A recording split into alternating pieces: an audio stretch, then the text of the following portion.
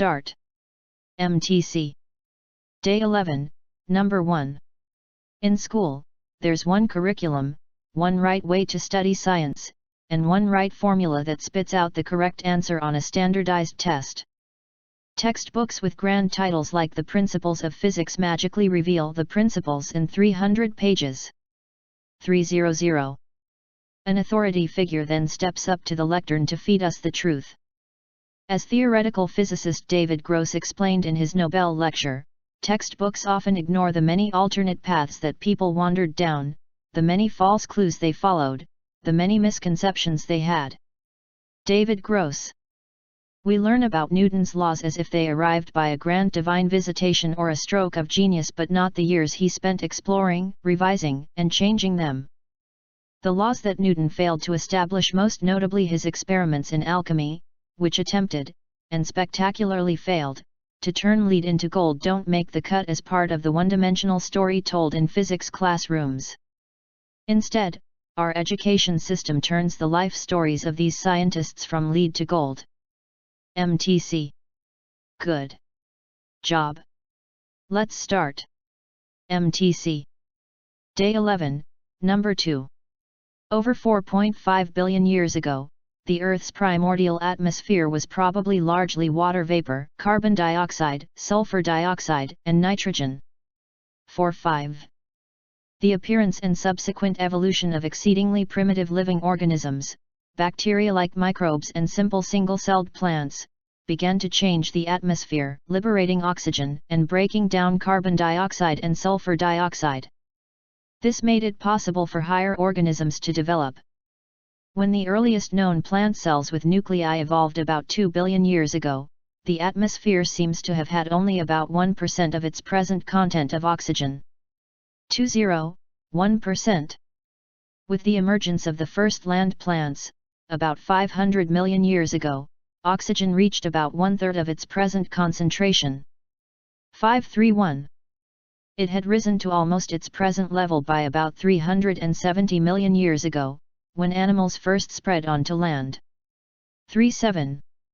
Today's atmosphere is thus not just a requirement to sustain life as we know it, it is also a consequence of life. MTC. Good job. Let's start. MTC. Day 11, Number 3. In the modern world, we look for certainty in uncertain places. We search for order in chaos, the right answer in ambiguity, and conviction in complexity. We spend far more time and effort on trying to control the world, best-selling writer Yuval Noah Harari says, than on trying to understand it. Yuval Noah Harari. We look for the easy-to-follow formula. Over time, we lose our ability to interact with the unknown. Our approach reminds me of the classic story of the drunk man searching for his keys under a street lamp at night.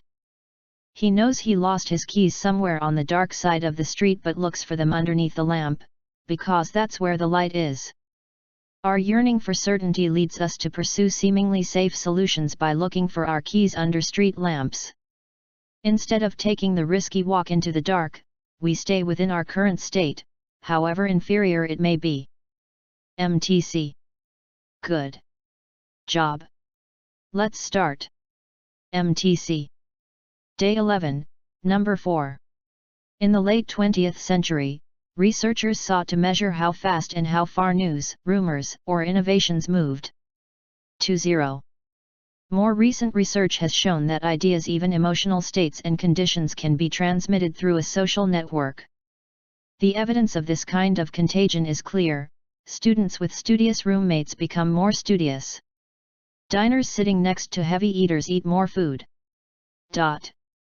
However, according to Christakis and Fowler, we cannot transmit ideas and behaviors much beyond our friends' friends' friends, in other words, across just 3 degrees of separation.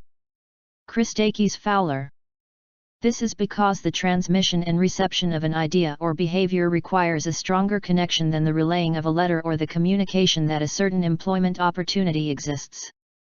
Merely knowing people is not the same as being able to influence them to study more or overeat. Imitation is indeed the sincerest form of flattery, even when it is unconscious. MTC. Good job. Let's start. MTC. Day 11, number 5. In 2011, Micah Edelson and his colleagues conducted an interesting experiment about external factors of memory manipulation. 2011 Micah Edelson.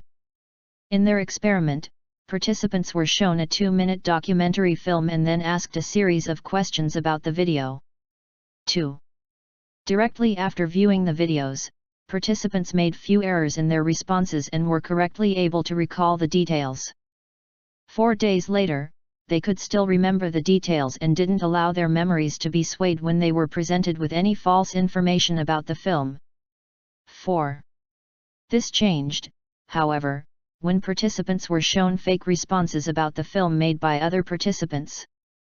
Upon seeing the incorrect answers of others, participants were also drawn toward the wrong answers themselves. Even after they found out that the other answers had been fabricated and didn't have anything to do with the documentary, it was too late.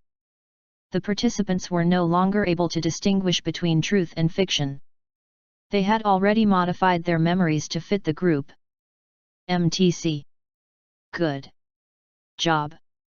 Let's start. MTC. Day 11, number 6. One of the keys to insects' successful survival in the open air lies in their outer covering, a hard waxy layer that helps prevent their tiny bodies from dehydrating.